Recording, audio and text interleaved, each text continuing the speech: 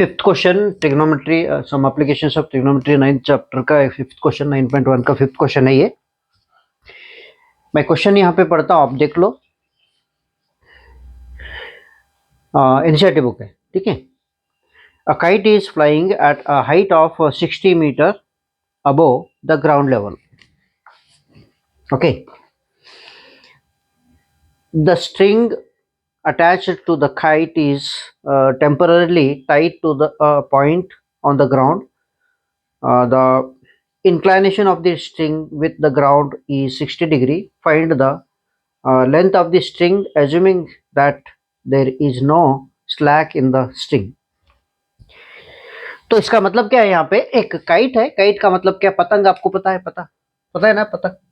एक काइट है ऐसा, ठीक है। तो ये काइट से एक स्ट्रिंग जो है ना, बंदिश है, जो ग्राउंड को टेम्परली ऐसा बंदिश है, लेकिन इसमें स्ट्रिंग नहीं है। स्ट्रिंग का मतलब क्या? टेढ़ा बिगना नहीं है। तो यहाँ पे जो ग्राउंड के लेवल में जो एंगल बना रहा है ये 60 डिग्री है, 60 डिग्री है। और ये काइट जो है ना, अर्थ के ऊपर कितने? 60 मीटर के ऊपर, मतलब कितना कितना? हाँ, 60 मीटर ऊपर यहाँ है। तो उन्होंने फाइंड करने के लिए क्या बोला? ये स्ट्रिंग का जो लेंथ है, ये ग्राउंड से काइट तक जो लेंथ है, ये पूछा है, ये पूछा है, ठीक है। तो ये क्वेश्चन के हिसाब से मैं एक फिगर ड्रॉ करा, आपको समझ में आया होगा, ठीक है। कुछ ज्यादा यहाँ पे कुछ मतलब क्या है, वो रॉकेट साइंस कुछ भी नहीं है, सिंपल है, very simple, it is very simple. Given लिख लो पहले, क्या दिया है। तो यहाँ पे एक ट्रायंगल बना लो, ये ए बना लो, ये बी बना लो, ये सी बना लो, ठीक है। तो यहाँ पे ए बी ले लो। ए बी कितना है? ये 60 मीटर है। और एंगल ए सी बी जो इक्वल टू थीटा है, वो 60 डिग्री है, 60 डिग्री है। और यहाँ पे पूछा क्या है? ये A C equal to question mark, A C equal to question mark, ठीक है। तो यहाँ पे कौन सा? यहाँ पे तो राइट एंगल ट्रायंगल बनता ही है, राइट एंगल ट्रायंगल बनता है। तो राइट एंगल जब ट्रायंगल बनता है तो यहाँ पे क्या अप्लाई कर सकते हैं? यहाँ पे देखो, एक ये दो है, तो ये तो ट्रिग्नोमेट्री है ना, ट्रिग्नोमेट्री अप्लाई करना पड़ता। तो इसलिए देखो, ये हाइपोटेनस बनता है, ये परपेंडिकुलर बनता है। ये दोनों का रिलेशन विथ एंगल के साथ कौन सा ट्रिग्नोमेट्रिकल रेशियो है? साइन है, ठीक है, साइन है। Therefore sine theta equal to, तो थीटा ये बन गया। तो थीटा की जो अपोजिट है वो इसको परपेंडिकुलर बोलते हैं, जो ए बी है। और यहाँ पे ए सी हाइपोटेनस बनता है, हाइपोटेनस, ठीक है। तो हमको ए सी फाइंड करना है। Therefore A C equal to, तो ए बी का 60 है, ठीक है, ए बी 60 मीटर है। और यहाँ पे साइन 60 डिग्री है, साइन 60 डिग्री है, ठीक है, साइन 60 डिग्री है। तो यहां पे हमको जो फाइंड करना है, जो AC length of the string क्या होता है यहाँ पे? ये 60 मीटर, साइन 60 का वैल्यू है √3/2, √3/2। तो √3/2 हम ऐसे भी रख सकते, ठीक है।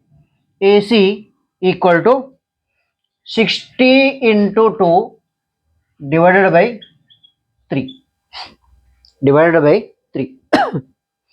तो AC ये होता है 120, ठीक है, डिवाइड बाई √3।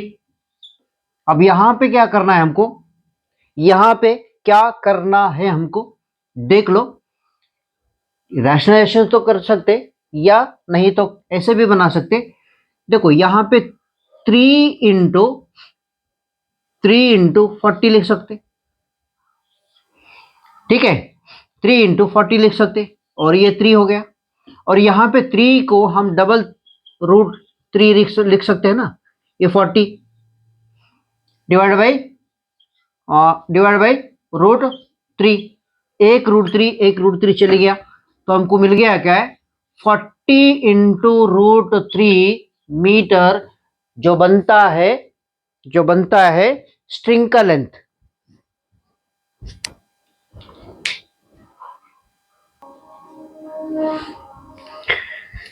अब sixth question,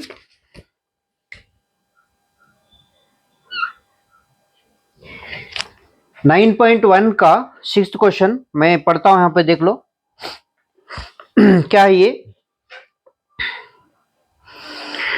1.5 meter tall boy is standing at some distance from a 30-meter tall building. The angle of elevation from his eyes to the top of the building increases from 30 degree to 60 degree as he walks towards the building. Find the distance he walked towards the building. Okay, तो ये question क्या बताता है, यहां पे एक लड़का है, बॉय, ठीक है, ये लड़का है, तो यहां ये लड़के का हाइट जो है, ये लड़के का हाइट है 1.5 मीटर, ये लड़के का हाइट है ये 1.5 मीटर, ओके, 1.5 मीटर। और यहां पे एक 30 मीटर का एक टॉल बिल्डिंग है, ओके, यहाँ पे एक 30 मीटर का एक टॉल बिल्डिंग है, ये बिल्डिंग है, समझो भाई, समझने में क्या जा रहा है, एक बिल्डिंग है ना, ऐसे कुछ रहता है, विंडोज डोर ऐसे कुछ, ये बिल्डिंग है समझो, मुझे कुछ ड्राइंग थोड़ा गड़बड़ है, आप समझ लो ना, एक 30 मीटर का एक टॉल बिल्डिंग है, कितने मीटर का है, 30 मीटर का टॉल बिल्डिंग है।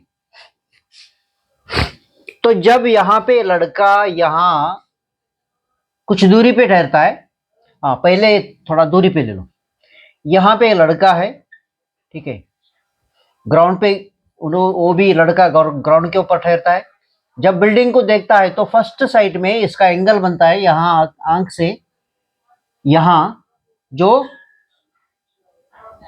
ये 30 डिग्री, कितना है, 30 डिग्री, ठीक है, 30 डिग्री।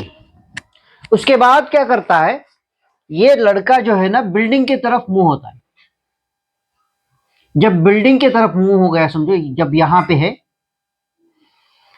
तब भी बिल्डिंग को देखने के बाद यहां पे बिल्डिंग का एंगल, जो एंगल बनता है ये 60 डिग्री बनता है, 60 डिग्री बनता है। तो उन्होंने पूछा है यहां से, उन्होंने वो लड़का बिल्डिंग की तरफ कितना डिस्टेंस उसने कवर किया, ठीक है, कितना डिस्टेंस उसने कवर किया, ठीक है, कितना डिस्टेंस उसने कवर किया है वो हमको फाइंड करना है, ओके। मैं और एक बार पढ़ता हूँ, 1.5 metre tall boy is standing at some distance of 30 metre from the 30 metre tall building. The angle of elevation from his eyes to the top of the building increases from 30 degree to 60 degree as he walks towards the building. Find the distance walk towards the building. तो ये बहुत simple है, कुछ भी नहीं है, देखो बेटा यहाँ पे कुछ भी नहीं है, देखो यहाँ पे हम क्या समझ लेंगे, इसने जो x डिस्टेंस यहाँ पे कवर कर लिया, x डिस्टेंस यहाँ पे उसने कवर किया, ओके ओके, चलो, तो यहाँ पे हमको ये डिस्टेंस फाइंड करना है, कितना उसने कवर मतलब उसके तरफ गया। तो यहाँ पे क्या करना है हमको, तो देखो फर्स्ट ऑफ ऑल क्या करना है, ये तो हाइट तो पता है, ठीक है, हाइट तो पता है, फर्स्ट क्या करना है, फर्स्ट का डिस्टेंस फाइंड करना है। ये ठीक है। तो ये फाइंड करने के लिए क्या करना है, एक ट्रायंगल लेना है जो मैं समझता हूं कि ये और ये बी और ये सी ले लो, ए बी सी, ठीक है, ए बी सी। तो ए बी सी में तो यहाँ इसका डिस्टेंस, लड़के का डिस्टेंस इसमें माइनस कर दो, ये 1.5 मीटर माइनस कर दो, तो यहां से डिस्टेंस बनता है, यहाँ ये बिल्डिंग का डिस्टेंस जो रिमेनिंग डिस्टेंस बनता है 1 पॉइंट गया, तो 28.5 मीटर बनता है। ओके, 28.5, 1.5 उसमें माइनस कर दिया हमने, 28.5 वो डिस्टेंस वो बनता है। तो ये ट्रायंगल में, ए बी सी ट्रायंगल में ये बनता है परपेंडिकुलर, ये बनता है थीटा, तो ये बनता है बेस, हम फाइंड कर सकते, ठीक है। तो नेक्स्ट केस में हम क्या कर लेंगे, यहाँ पे P समझ लो। नेक्स्ट केस में फर्स्ट ये फाइंड करो, ए बी का डिस्टेंस हमको फाइंड करना है, ए बी का डिस्टेंस फाइंड करना है, ठीक है। तो ले लो, let boy standing at A therefore, जब बॉय ए पे स्टैंड होके देखा, तब ये अब यहां पे एक ट्रायंगल बनता है from triangle A B C में, तो यहां पे थीटा बनता है 30 डिग्री, थीटा बनता है 30 डिग्री, और बी सी बनता है 28.5 मीटर। तो therefore tan theta equal to, tan theta perpendicular by base, perpendicular by base. तो परपेंडिकुलर क्या है, परपेंडिकुलर बी सी, तो बेस बनता है ए बी, बेस है ए बी। तो यहां पे इसका एंगल तो पता है tan 30 degree, tan 30 degree, base जो परपेंडिकुलर का हाइट है 28.5, 28.5, ए बी का डिस्टेंस हमको पता नहीं, वो हमको फाइंड करना है। तो यहां पे ए बी इक्वल टू हमको क्या फाइंड करना है, A B equal to 28.5 divided by tan 30 नीचे ले लो,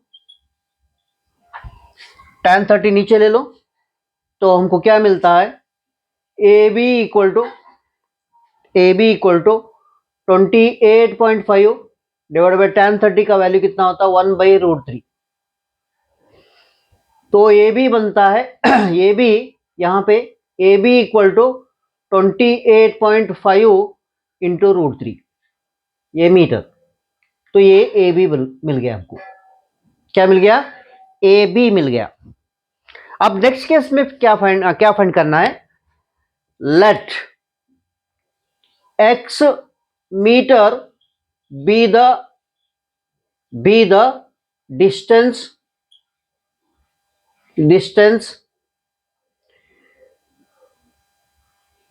boy moved towards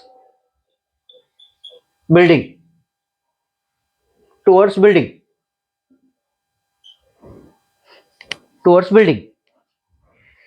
तब towards building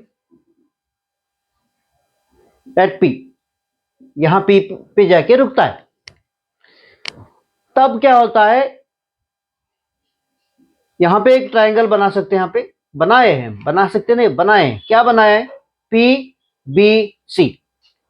ए पी बी सी में थीटा का वैल्यू क्या होता है, थीटा डैश ले लो, यहां पे 60 डिग्री होता है, 60 डिग्री होता है, ओके, 60 डिग्री होता है। अब क्या करना है, अब यहां पे सेम प्रिंसिपल अप्लाई कर सकते हैं tan का ही, क्योंकि यहाँ पे परपेंडिकुलर तो वही रहता है। तो बेस हमको पी बी फाइंड करना है। ओके, पी बी हमको फाइंड करना है। ओके, तो यहाँ पे tan ले लो फिर, tan theta dash equal to perpendicular तो वही बनेगा बी सी, और बेस बनेगा पी बी। हमको फाइंड करना है पी बी, पी बी हमको फाइंड करना है। ठीक है, तो बी सी का तो वैल्यू उतना ही रहता है 28.5, और ये tan 30 मतलब tan थीटा डैश का होता है 60। ओके, 60। तो यहां पे वैल्यू रख लो, क्या रखना है हमको, वैल्यू रख लो। कौन सा वैल्यू रखना है, पी बी इक्वल टू 28.5, 28.5 ये रूट मतलब tan 60 का वैल्यू √3 होता है, √3। तो ये बन गया पी बी। देयरफॉर हमको क्या फाइंड करना है बेटा, हमको फाइंड करना है एक्स फाइंड करना है। देयरफॉर एक्स इक्वल टू क्या करना है, एक्स इक्वल टू क्या करना है, A B minus P B. A B minus P B मतलब ए बी में से पी बी माइनस कर दिया तो हमको मिलता है एक्स, जो लड़के ने मतलब बॉय ने बिल्डिंग की तरफ मूव हुआ। ठीक है, तो एक्स इक्वल टू एपी का वैल्यू कितना है, एपी का वैल्यू कितना है, सॉरी एपी का नहीं, एबी का है, एबी का है। ओके, तो यहां पे एबी का वैल्यू कितना है, एबी का वैल्यू है 20। एबी का वैल्यू कितना है बेटा, एबी का वैल्यू होता है 28.5 इंटू √3 माइनस पीबी का वैल्यू कितना है, पीबी का वैल्यू बनता है 28.5 डिवाइडेड बाई √3। तो x इक्वल टू यहाँ पे 28.5, तो यहाँ पे कॉमन ले सकते हैं, यहाँ पे मिलता है हमको √3 माइनस 1/√3। तो डिवाइड करने के मतलब यहाँ पे सिंप्लीफाई करने के बाद हमको मिलता है √3, यहाँ पे मैं एलसीएम लेने के बाद ये √3, ये 3 बनेगा, ये 1 बनेगा। ठीक है, क्योंकि ये दोनों मल्टीप्लाई होने के बाद स्क्वायर हो जाएगा, स्क्वायर रूट चले जाएगा, तो यहाँ पे इतना आ जाए। तो यहाँ पे 28.5, यहाँ पे 2 डिवाइडेड बाई √3। अब यहाँ पे रैशनलाइजेशन करने के लिए क्या करना है, √3 से मल्टीप्लाई और डिवाइड करना है। ठीक है, तो हमको मिलता क्या है, यहाँ पे हमको मिलता ये है, देखो √3 तो 3 हो जाएगा, और यहाँ पे 28.5 इंटू 2, ये √3 ऐसे रख लो, यहाँ पे 3 बनेगा। अब यहाँ पे क्या करना, 3 1 जा 3, 3 7 जा 20,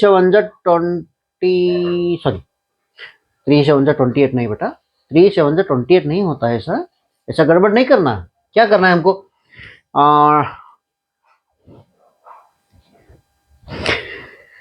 हाँ 9 1 जा 3 1 जा 3, 3 9 जा 27, 3 9 जा 27, पॉइंट रख लो, 1 इधर जाने के बाद 15 बनेगा, 3 5 जा 15। तो यहाँ पे कितना बन गया, ये 9.5 इंटू 2 इंटू √3। अब यहाँ पे मल्टीप्लाई करने के बाद क्या बनेगा, ये 9, ये दोनों मल्टीप्लाई करने के बाद क्या बनेगा, ये बनेगा 19 इंटू √3। ये हो गया क्या बेटा, ये जो लड़के ने बिल्डिंग की तरफ मूव होने का डिस्टेंस हो गया है। ठीक है, तो आप एनसीईआरटी में चेक कर सकते हैं, आप एनसीईआरटी में ये चेक कर सकते। तो आपका कंफर्म करने के लिए पेज, अब अगर आपके पास अगर नया है तो देखो, नहीं तो पुराना, ये क्वेश्चन नंबर है, क्वेश्चन नंबर 6, 19 इंटू √3, ये करेक्ट आंसर है। ओके, तो ये थोड़ा लेंदी क्वेश्चन हो गया, तो यही को हम एक वीडियो बनाएंगे।